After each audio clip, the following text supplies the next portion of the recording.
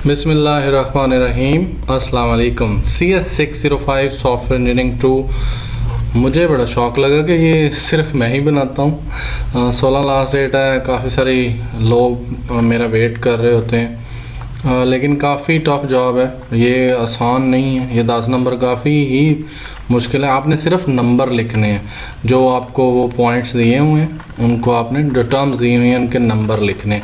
मैं 1 bye 1 discuss करूँगा और विद रेफरेंस कोशिश होगी, लेकिन आप लोग ध्यान से मेरी बात सुनेंगे तो तब है। स्क्रीनशॉट आप नहीं ले सकेंगे क्योंकि मैंने बहुत ज़्यादा गैप रख दिया। तो फर्स्ट जो है जी, project work is arranged in such manner where every team member know which task he she will perform. It helps an organization to optimistically manage and achieve its strategic goal। तो इसका answer है allocating resource, और आपने सिर्फ लिखना है 2। बार बार बोल रहा हूँ, सिर्फ 2 लिखना है। allocating resources लिखा तो आपको 0 मार्क्स मिल जाएंगे। तो आपने सिर्फ नंबर लिखना है allocating resources का। तो ये जो strategic goal को अचीव करना होता है, तो उसमें आप उसी वक्त ही ऑप्टिमम चीज़ें ले सकते हैं जब allocating resources हो। ये कोई भी टर्म, बल्कि ये allocating resources आपको मिलेगा ही नहीं। तो मैंने कुछ टर्म्स इधर से उठाई, like strategic goal and organisation और ऑप्टिमिस्टिकली, और पढ़ा है प्रॉपर तरीके से। allocating resources जो हैं अगर करेंगे उनको तरीके के साथ, तब जाके आप अपने स्ट्रेटजिक गोल अचीव कर सकते हैं। अगर आपने रिसोर्सेज एलोकेट किए हम, मतलब इस पूरे फिक्र को अगर आप पढ़ें, allocating resources in project work is arrange in such manner where every, तो रिसोर्स एलोकेशन इसके अंदर है। आई थिंक सो बहुत गर्दान होगी इसकी। तो फर्स्ट का यही है। तो नेक्स्ट हम चल रहे हैं, तो ये है जी दूसरे नंबर पे।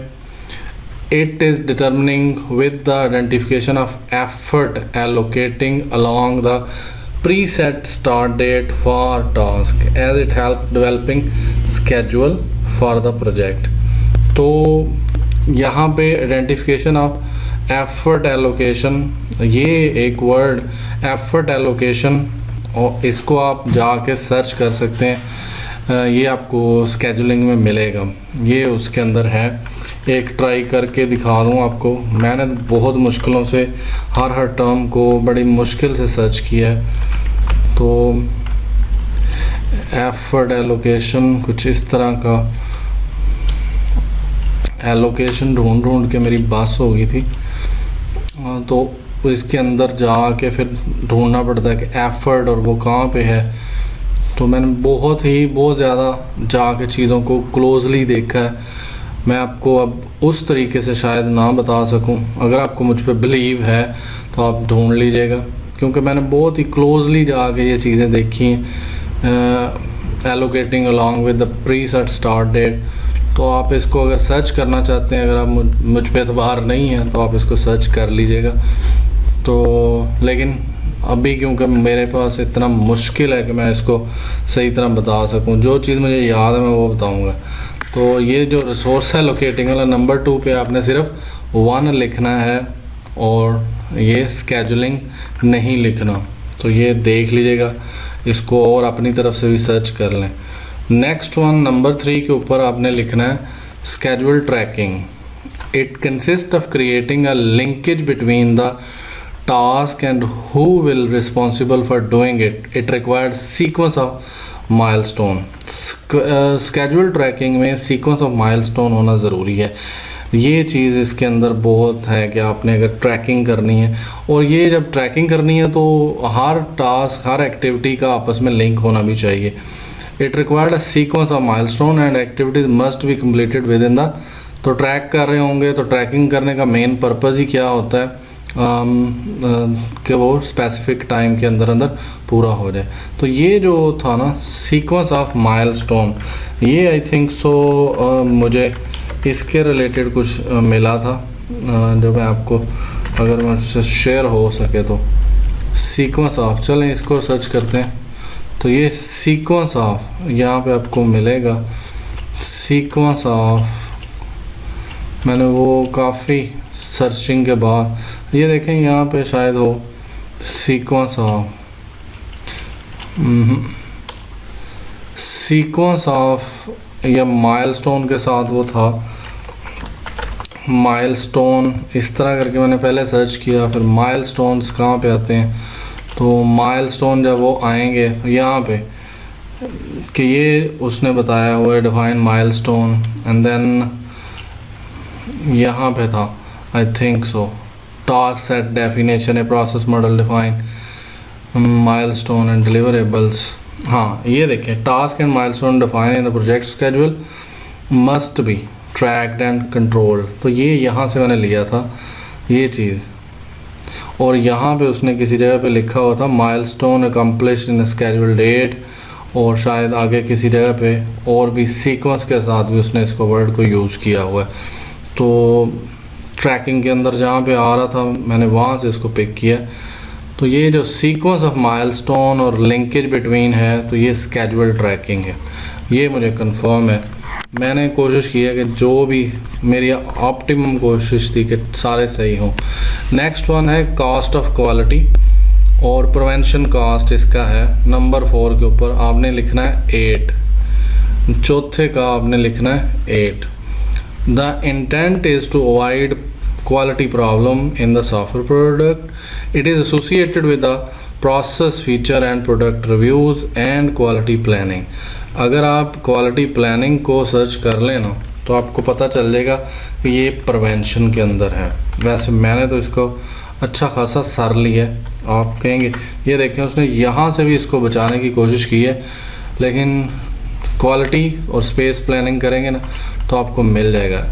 If we try to prevent problem, तो ये इसके अंदर आ जाएगा। ये लिखा भी हुआ है रिव्यूज़, टेस्टिंग और ये चीज़, तो ये मेरी तरफ से ये कंफर्म है। कॉस्ट ऑफ क्वालिटी में प्रिवेंशन के रिलेटेड होगा ये, और इसको मैंने काफ़ी ज़्यादा सर्च किया है। ये वर्ड भी सर्च कर सकते हैं क्वालिटी प्रॉब्लम इन, तो क्वालिटी प्रॉब्लम और उसके बाद ये प्रोडक्ट रिव्यूज़, ये मैं शॉर्ट हूँ कि ये product reviews, feature, quality planning, ये प्रिवेंशन कॉस्ट के अंदर आता है। तो ये जो ये चीज़ है अगर कोई सुनेगा तो वो ही उसको देखेगा, क्योंकि मैंने ये असाइनमेंट 13 सफ़ों पे मुश्तमिल कर दी है। एक एक पॉइंट को डिस्कस करूँगा तो आगे स्क्रीनशॉट इकट्ठा ना लिया जाए। नेक्स्ट वन है स्केड्यूल वेरिएंस। स्केड्यूल वेरिएंस क्या चीज़ होती है? Difference between cost work that is performed till date and the cost work that was schedule. तो ये चीज़, इनका डिफरेंस जो होता है ना, cost of work was schedule minus cost of work performed is called schedule variance. ये खैर से एक लफ्ज़ है, फिर इसको सर्च करना पड़ता है, नेट पे जाके देखें व्हाट इज़ स्केड्यूल वेरिएंस, तो फिर आपको पता चलेगा अच्छा ये क्या है। तो मुझे तो सिर्फ एक वर्ड मिला था, तो उसके पीछे मैं गया हूँ स्केड्यूल वेरिएंस के कि BCWP क्या होता है और BCWS क्या होता है। फिर इनको जाकर देखा और नेट पे सर्च किया तो उसने बताया कि ये किस चीज़ का डिफरेंस है। आपको असाइनमेंट भी नज़र आ रही होंगी, तो मैंने बहुत सारी लाइनअप की हुई हैं, मैंने बनानी होती हैं। It is performed in order to control the scope of project, make sure timely completion, it show the difference। तो स्केड्यूल वेरिएंस किस लिए होता है, ये उसकी असल बॉटम लाइन है। Cost of work is performed and cost of work that is schedule. तो आप स्केड्यूल वेरिएंस की डेफिनेशन नेट पे पढ़ेंगे तो आपको कुछ क्लियर हो जाएगा। तो नेक्स्ट वन स्टेटस मीटिंग। तो ये है जी, आप इसको गौर से देखें। It help us to proactively. तो स्टेटस मीटिंग क्या होती है? तो प्रोजेक्ट का स्टेटस क्या है इस टाइम पे जो कोडिंग कर रहे हैं या डिज़ाइन कर रहे हैं उसका स्टेटस क्या है। तो स्टेटस मीटिंग कॉल की जाती है और पूछा जाता है भाई जी क्या स्टेटस चल रहा है, वो व्हाट्सएप वाला स्टेटस नहीं। It helps us to proactively spot different risk and problem that may negatively impact on the project deadline. It helps the project stakeholder to be well aware about the किसके बारे में, status of the project। तो मेरे ख्याल से मुझे यहाँ से हिंट मिला था, और बाकी कुछ चीज़ें मैंने और भी देखी थी कि स्टेटस मीटिंग प्रोएक्टिव होने के लिए होती है, और इसने स्टेटस मीटिंग से हमें पता चलता रहता है कि अच्छा ये होने वाला है, या मतलब इसको जब मर्ज़ी कॉल कर लें इस तरह करके। अगर कोई गलती हो तो वो देख लीजिएगा। Next one, planned finish.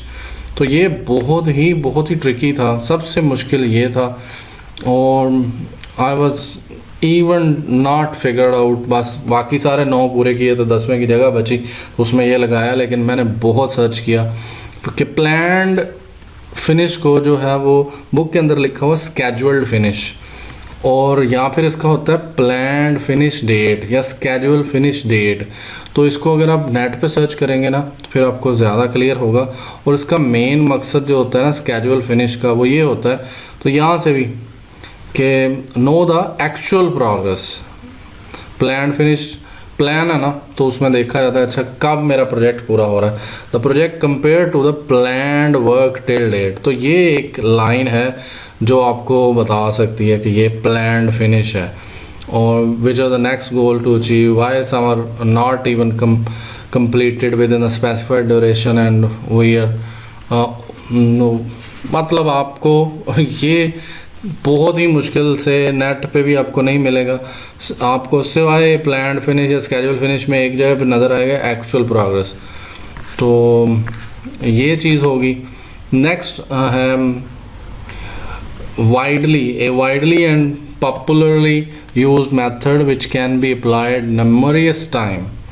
तो एक इनफॉर्मल रिव्यू होता है, तो इनफॉर्मल रिव्यू मोस्ट वाइडली और पॉपुलरली यूज़ हो रहा है और यूज़ होता है जब मीटिंग्स होती हैं, तो हर टाइम इनफॉर्मल, और यार क्या चल रहा है, प्रोजेक्ट का क्या बना, कोडिंग कितनी होगी, मतलब इनफॉर्मल ज़्यादा बातें होती हैं। इनफॉर्मल मीटिंग में हम और फ्रेंडली बेसिस पे बातें करके चीज़ों को सेटल डाउन करते हैं। तो informal review a widely and popularly use method which can be applied numerous time as it is time saving. क्योंकि टाइम से फॉर्मल के लिए पहले तैयारी करो, ये करो, वो करो। फॉर्मल रिव्यूज़ मुश्किल होते हैं, फॉर्मल रिव्यूज़ का पर्पस कुछ और होता है, टेक्निकल होते हैं, उनमें डॉक्यूमेंटेड होते हैं। ये बस इनफॉर्मल में सिर्फ डिजिटल ही होता है, जैसे हम लोग मैसेजिंग पूछ लेते हैं। तो इसमें ये जो चीज़ थी ना, एक तो नंबरियस टाइम, एक था वाइडली एंड पॉपुलरली, और उसके बाद does not required necessary to be inscribed का मतलब कि पहले से बताया होना ज़रूरी नहीं कि भाई जी 4 बजे मीटिंग है, बस कह दिया ओए मीटिंग है आ जाओ। तो वो ये चीज़ इसमें कह रहा है। तो इनफॉर्मल चाय के कप पे बैठे हैं सारे ऐसे ब्रेक टाइम पे, तो वो हो सकती है, 2 लोग भी हो सकते हैं, 5 भी हो सकते हैं। It follow any area of the project that requirement improve, मतलब कोई भी यार वो वाला साइड ना डाउन जा रही है, डेटाबेस सही कर लो, ये कर लो, तो कोई साइड भी पकड़ के उसके ऊपर बात की जा सकती है। तो ये नंबर 10 पे था, तो 10 आपने लिखना है, इसका इनफॉर्मल रिव्यू नहीं लिखना, बार बार बता रहा हूँ, नंबर लिखना है। ओके, नेक्स्ट पॉइंट पे आ गए हैं हम, कास्ट क्वालिटी अप्रेजल कास्ट। ये है जी नेक्स्ट, और it contribute to identify the cost of confirms, it follows measurements, editing and evaluation that are intended in a software। ये जो चीज़ें थी ना, ये अप्रेजल कास्ट में होती हैं। मेजरमेंट और एवेलुएशन जो चीज़ है, मैं आपको दिखा सकता हूँ इसके अप्रेजल कास्ट को। कोशिश होगी कि ये आपको मैं एक मिला तो नहीं है ये भी, लेकिन इसके रिलेटेड आप सर्च करोगे ना अप्रेजल कास्ट, तो उसमें मेजरमेंट, ऑडिटिंग और एवेलुएशन आएगी कि ये चीज़ इसमें होती है। प्रोडक्ट के कंपोनेंट्स के बारे में, इनसाइड प्रोडक्ट को देखा जाता है to ensure the customer satisfaction. तो मैं कोशिश करता हूँ कि अगर इस तरह कुछ चीज़ मिल जाती है तो मैं आपको मेजरमेंट से शुरू करते हैं। तो ये एक टाइम पे ही आया, मैं इसको चाह रहा हूँ कि 90 पेज के ऊपर होगा, 90 के बाद होना है। हियर वी गो, इधर, हाँ ये यहाँ पे मेजरमेंट, मेजरमेंट वो कहीं पे आ रहा था, इसके अंदर कॉस्ट ऑफ क्वालिटी। तो ये मैं आपको दिखा दूँ कि यहाँ पे वो बात करता है inside a product and involve process inspection and testing. तो ये इंटर प्रोसेस और इन्वॉल्व इन और इनसाइट इनटू, और मैंने तो फिर नेट से भी जाके पढ़ा था तो इसलिए मैंने ये सारी बात कर रहा हूँ। तो ये चीज़ इसके अंदर आ जाती है, ये इंटेंडेड ऑफ द मतलूबा सॉफ्टवेयर प्रोडक्ट कंपोनेंट। तो इनसाइड की बात हो रही है यहाँ पे भी। और ये आप देख लीजिएगा अप्रेजल कास्ट किस लिए होती है और वो दूसरी कास्ट जो थी उसके बारे में। तो ये दोनों में ही एक ख़ास चीज़ें मेजर होती हैं, ये आपने देखना। नेक्स्ट वन जी, फॉर्मल रिव्यूज़।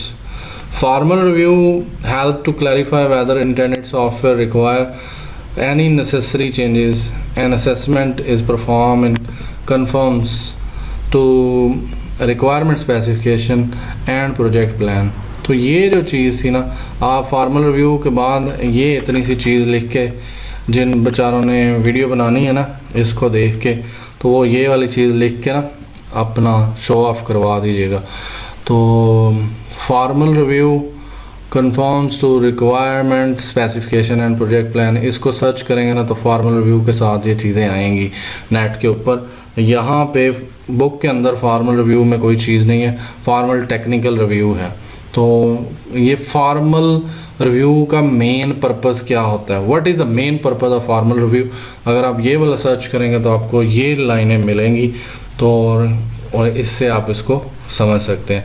ओह ये हो गया है एंड, ये अब आप इसको बना सकते हैं। लास्ट वाला फॉर्मल रिव्यू है, इसका नंबर 9 लिखना है और उसके बाद आपने नंबर 7 लिखना है और उसके बाद आपने जो है वो इनफॉर्मल रिव्यू लिखना है, यानी नंबर 10 लिखना है, और फिर प्लान फिनिश्ड नंबर 3 लिखना है आपने, और इसके बाद स्टेटस मीटिंग नंबर 6 लिखना है आपने, और उसके बाद आपने स्केड्यूल वेरिएंस लिखना है। इसको पढ़ लीजिएगा पैराग्राफ जिसके सामने आपने लिखना है। उसके बाद आपने प्रिवेंशन कॉस्ट है, तो prevention cost is associated with the product review and quality planning, project management feature and ये वो। तो इसको नंबर 8 आपका ये होगा। और स्केड्यूल ट्रैकिंग होगा जी, ये इसमें सीक्वेंस ऑफ माइलस्टोन की वजह से मैं बात कर रहा हूँ। और नेक्स्ट वन है जी scheduling, developing schedules for the project, और प्री सेट डेट होगी तो determine the identification of effort allocation allow, तो उसके लिए होगा। उसके बाद एलोकेटिंग रिसोर्सेज, तो नंबर 2 इसके लिए लिखेंगे आप। तो ये है जी आपकी पूरी असाइनमेंट। आई होप सो आपको ये पसंद आई होगी और आप लोगों का शुक्रिया, आप लोग मेरा वेट करते हैं। Thank you, thanks for watching.